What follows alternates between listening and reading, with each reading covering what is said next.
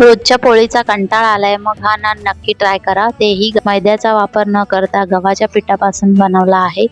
Healthy आणि tasty, hotel सारखी चव घरच्या घरीच. पहिल्यांदा एका भांड्यामध्ये 3 कप एवढं गव्हाचं पीठ घेतलं आहे. त्यामध्ये 1 चमचा एवढी साखर आणि थोडंसं बेकिंग पावडर टाकलं आहे आणि त्यामध्ये 3 चमचे एवढं दही घेतलं आहे. त्याला हळूहळू व्यवस्थित मळून घ्यायचं, थोडं थोडं पाणी घालून. इथे मी नॉर्मल टेम्परेचरचं पाणी वापरते, गरम पाणी नाही. दह्यामुळे नानला खूप छान सॉफ्टनेस येते आणि तुम्हाला माहिती आहे का, पिठामध्ये दही टाकून आपण जर खाल्लं तर आपलं विटामिन B12चं जे प्रमाण कमी असतं तेही आपण भरून काढू शकतो. यामुळे विटामिन B12 देखील आपल्याला मिळतं. तर एकदम मऊसूर पीठ मळून घ्यायचं. पोळीच्या पिठापेक्षा थोडंसं सॉफ्ट ठेवा.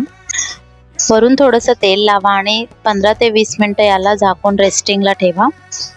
20 मिनिटानंतर हे पीठ व्यवस्थित सॉफ्ट झालेलं असतं.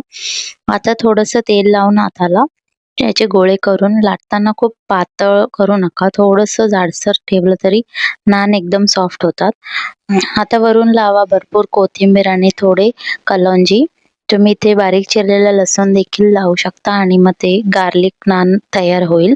हलकेच हाताने दाबून हे सगळं सेट करा. आता नानच्या मागच्या बाजूला थोडंसं पाणी लावा. गरम तव्यावर पाण्याची बाजू खाली ठेवून चिकटवा.